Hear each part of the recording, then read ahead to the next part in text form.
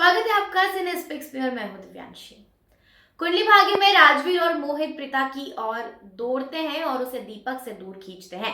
वह उससे कहती है कि वह उसे अकेला छोड़ दे क्योंकि वह चाहती है कि भगवान उसकी बहन उसे वापस दे दे।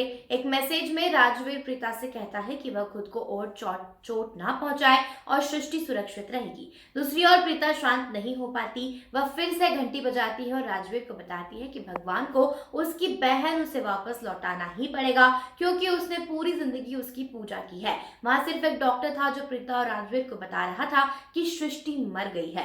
दूसरी ओर निधि कमजोर दिखकर घर आती है और अपने परिवार से करण के बारे में पूछती है, लेकिन राखी उसे बताती है कि करण प्रीता को दिन भर आराम करने के लिए अस्पताल ले गया है।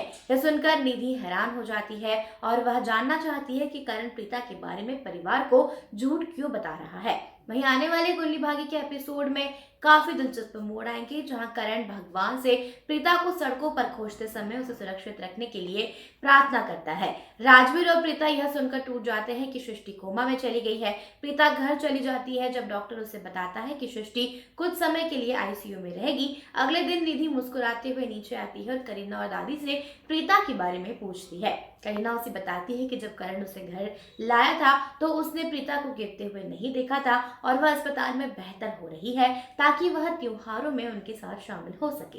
दूसरी ओर राजवीर और प्रीता घर पर हैं, सृष्टि के बारे में दुखी और खेदित है। जब प्रीता दिवाली के बारे में सोचती है तो उसे रोना आ जाता है। वह सभी से कहती है कि सृष्टि के बिना उसकी दिवाली नहीं मनेगी। उस कुछ समय बाद मोहित राजवीर और दूसरे लोगों से पूछता है कि सृष्टि के कमरे में आग कैसे लगी और वह जमीन पर कैसे गिर गई। क्या प्रीता निधि और फायर को जोड़ने के लिए अपनी अंगूठी का इस्तेमाल करेगी?